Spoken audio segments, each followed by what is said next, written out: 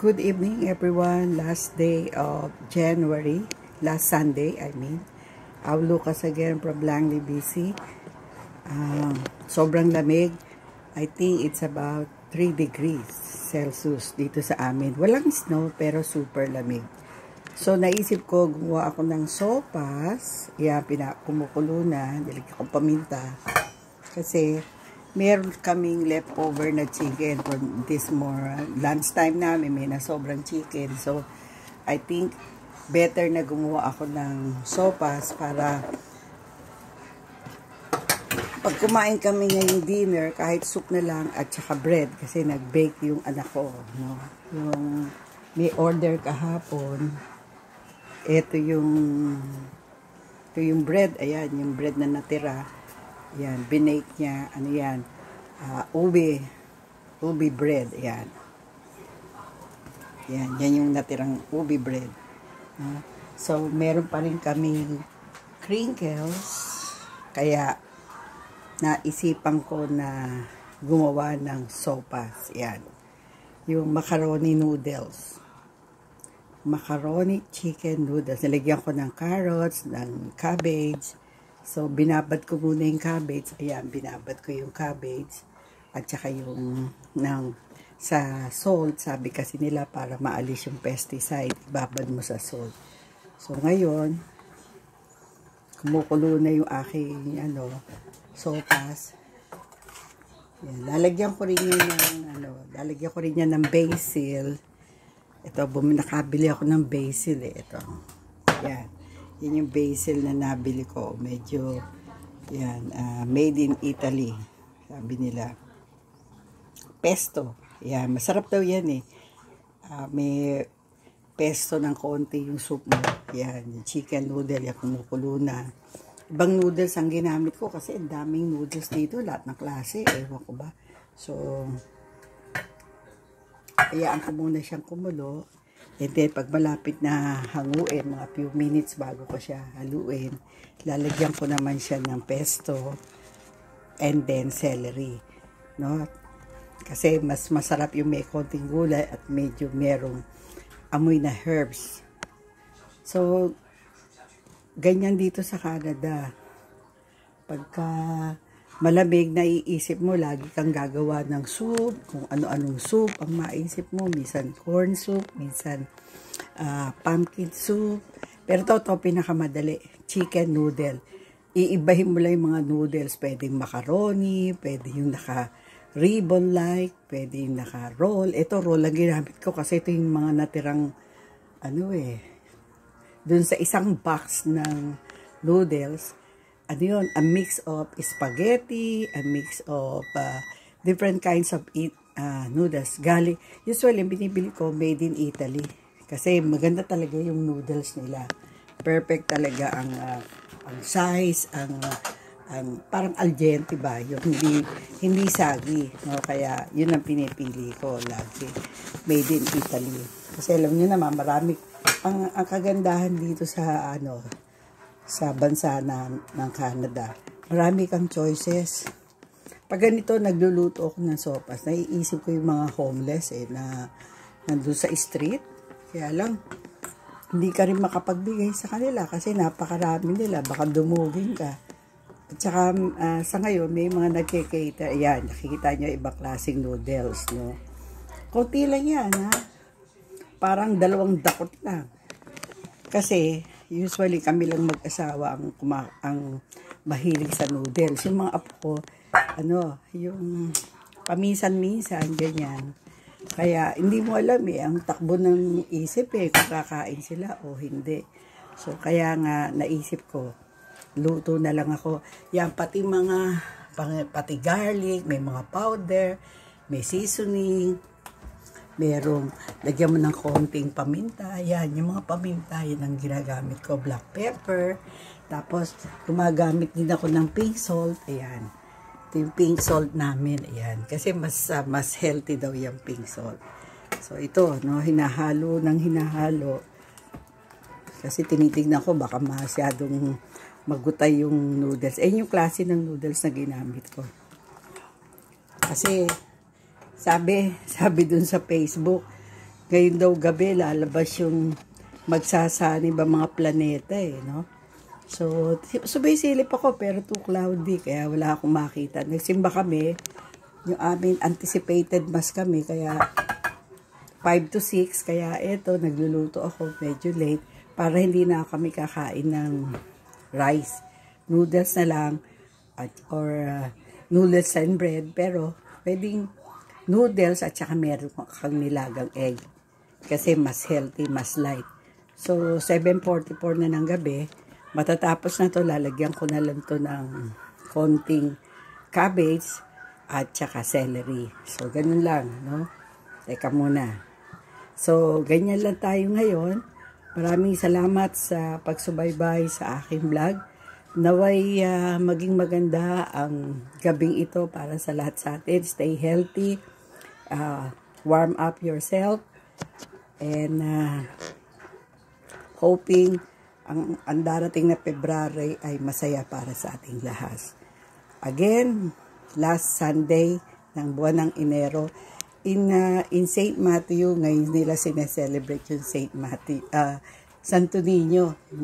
Yung image si Santo Niño, inaano nila, pinaparade. Dati kasama ako doon, pero kasi medyo madilim, mahirapan si Rene mag-drive. So, hindi kami nag-join ngayon. Pero yung mga kasimbang gabi group ko, nandun dala-dala yung mga image. Niimbitahan nga kami pero parang nahirap. So dito kami sa namin, yung bagong Paris namin sa St. Joseph. Kaya ito, nandito na lang. So ngayon, i-sprinkle ko na tong celery. Yan. Ginayat ko. Yan. Konting celery. Yan. And then, lalagyan ko yan ng repolyo. Sige. Diyan muna.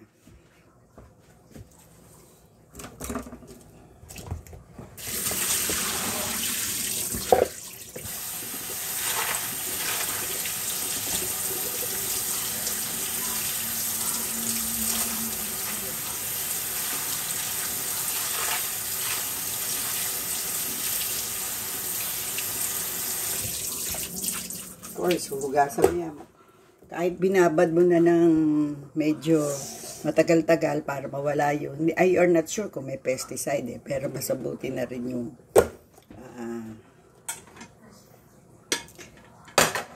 masabuti na yung sinuhugasan ng mabuti. Yan, sabi nga, safety first. Yan. So, lalagay mo na ang cabbage para may sabaw ka, may gulay. Yan.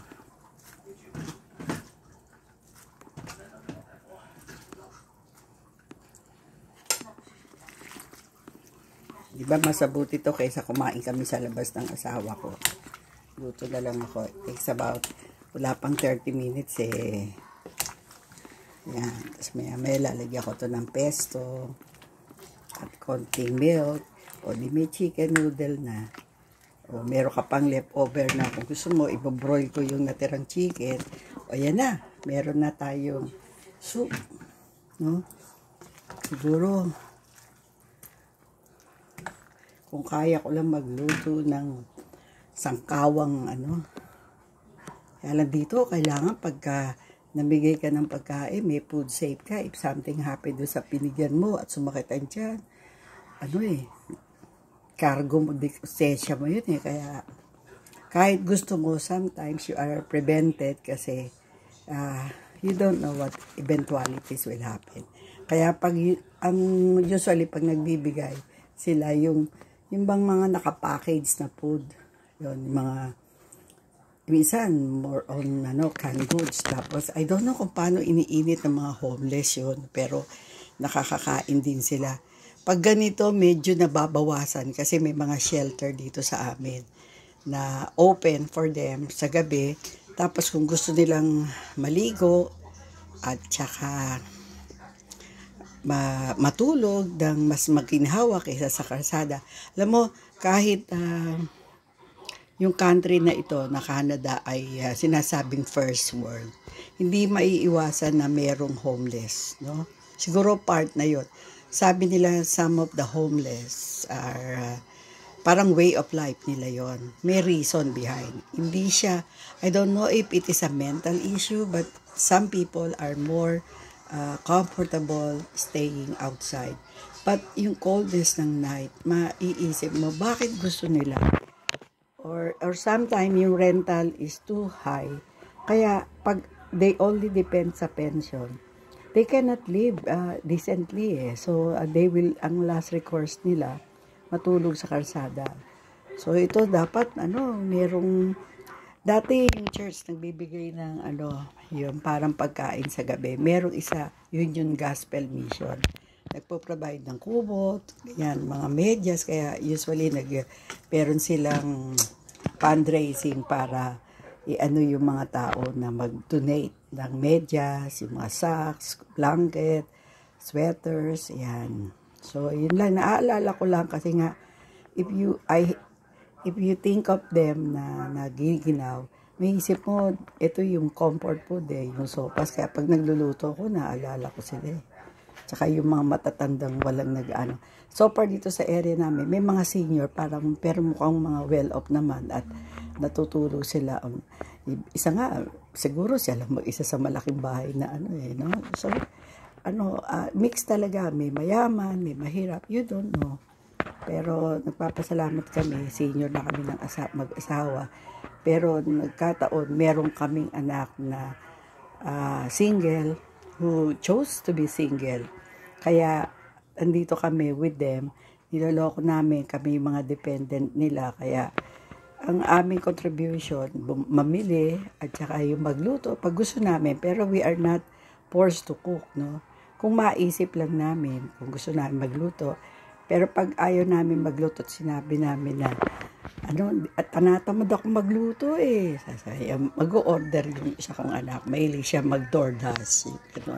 Okay na yung DoorDash or Uber yan. Pero sa ngayon, naisipan kong magluto kasi hindi ba ako nagluto in the last 2 days kasi may baking nga kami dito. May mga umorder ng bread para sa kasi weekend, may mga nag-order ng specialty bread. Yung latest ng anak ko, yung milky pandesal. Masarap nga naman pala. So ito, malapit nang maluto. So hanggang dito na lang. Ang dami ko nang napagkwento sa inyo ang talagang ko lang pagluluto ng chicken noodle. Pero I just don't want to lose the moment kasi naisip ko mag-vlog. So, stay well, stay happy. I'll Lucas again from Langley, BC. Salamat po. Bye-bye.